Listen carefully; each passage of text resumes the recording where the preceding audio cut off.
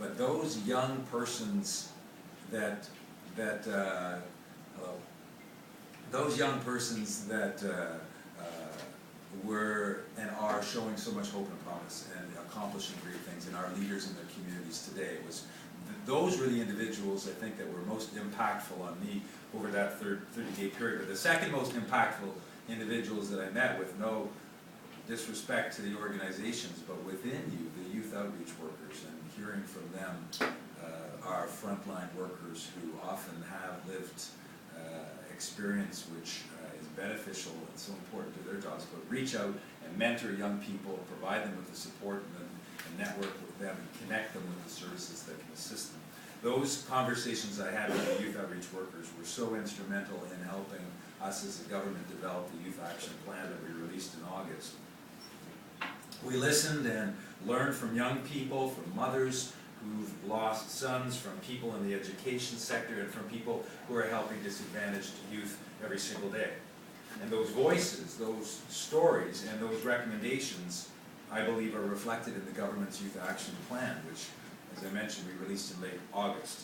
Now, some of the immediate actions we are taking to give youth the support they need include expanding our highly successful summer jobs programs for disadvantaged youth to provide, and we heard this loud and clear, to provide part-time jobs for those same young persons during the school year.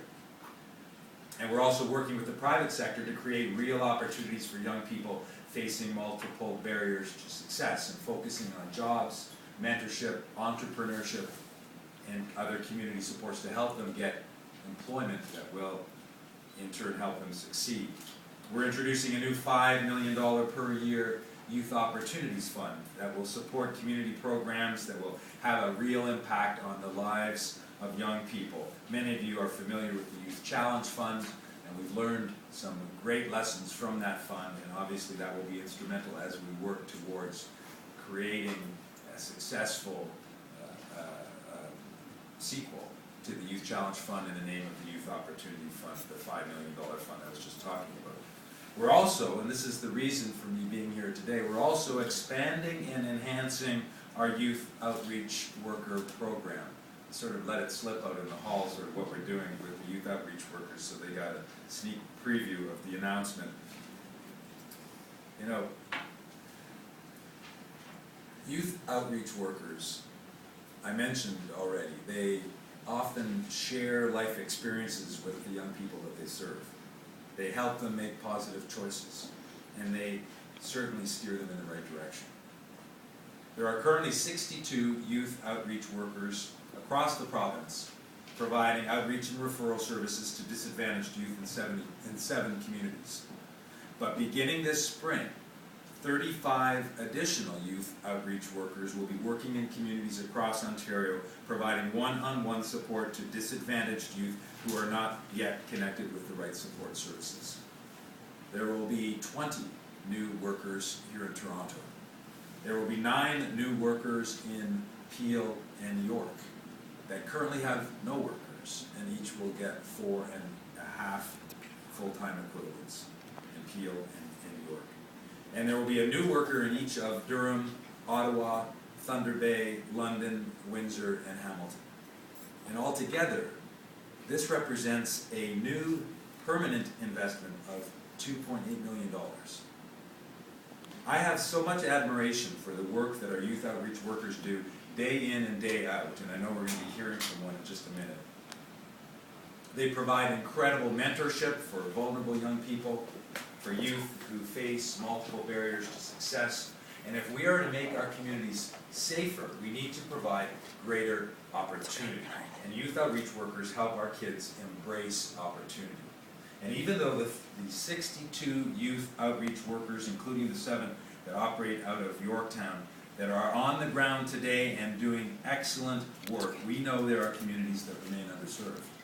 For example, I met yesterday afternoon with, and Mahad was part of this, I met yesterday with some representatives from our province's Somali community, including Mahad Yosef, who runs Medenta, an organization that, as I mentioned, has an office here at the James Street Hub. When communities face a unique set of circumstances like the Somali Canadian community does, those multiple barriers to success that I mentioned earlier, they need a special kind of targeted outreach. That's why as we move forward in the coming weeks, and this process will begin before the end of this month, we are asking organizations that help youth in underserved communities to come forward with proposals that speak to how one or more of these new youth workers can provide specialized outreach that will have a maximum impact on the lives of underserved young people. This process has to be community driven. It must be connected with the experiences and the realities on the ground. We heard it time and again while we were building the Youth Action Plan, we have an opportunity to do things differently, to do things in a way that is targeted, evidence-based, and that is focused on our goal of creating opportunity for young people. And with those goals in mind, we will also introduce an enhanced training program for all our youth outreach workers so that they have the tools they need to connect young people with services in a way that leads to better outcomes. So what it means is this: not only are we expanding and enhancing our youth outreach worker program, we're doing it in a way that is open to those organizations who are connected to the communities and the young people we desperately need to reach. Again, this is consistent with the excellent advice we received directly from the community as we were formulating the action plan, that funding must be available, and it must be available more widely. I'm very much looking forward to hearing from new organizations, small organizations, all organizations that are having an impact in vulnerable communities. I mentioned, for example, the Somali communities, but many others. That's how we're going to have a maximum impact in the lives of these youth. And our youth outreach workers, a team that will now be 97 members strong, are going to continue to lead that change. Thank you.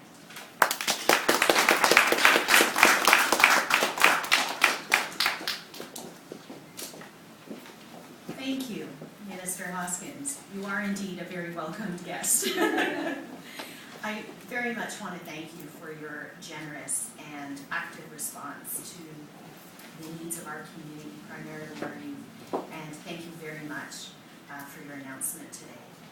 It is my pleasure to introduce Likwa Mikala, who is the team lead for the Youth Outreach Worker Program out at East Metro Youth Services. Likwa is extraordinary at his job.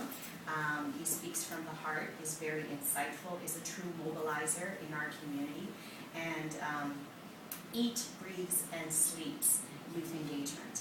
And I look forward to hearing you today, Likwa. Likwa's been with East Metro Youth Services for 11 years.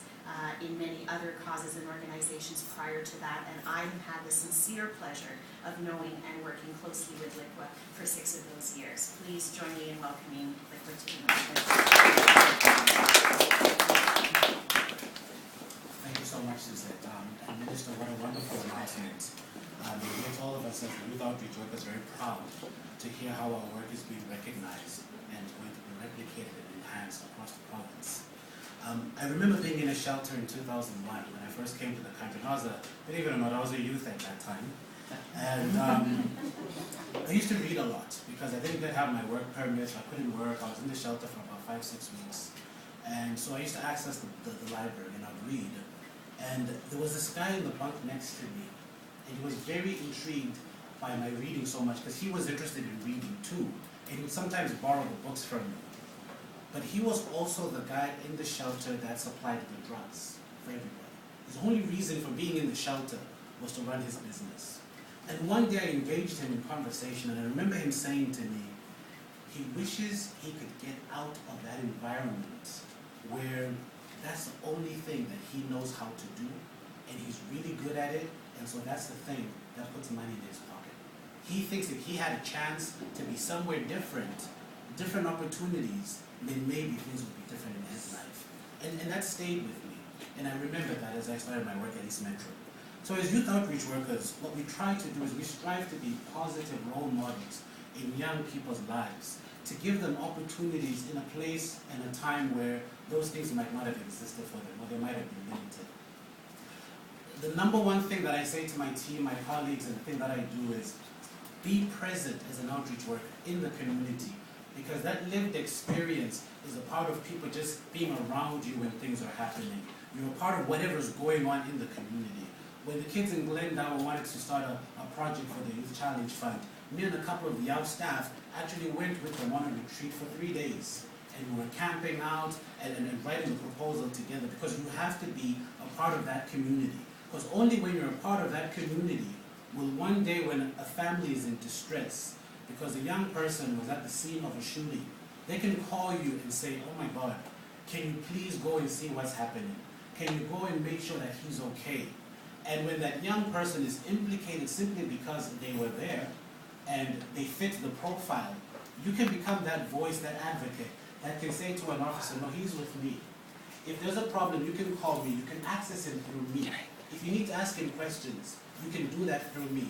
And now, many years later, I can safely say that that young person isn't someone whom we say is known to the police. He's known to the TTC. He's been working there for the last 4 years and doing really well for himself. So our job as youth outreach workers is to give young people those opportunities to different things. We engage with the community, with the youth. We engage with the service providers. I remember a gentleman, his name is Gabriel, and I like to call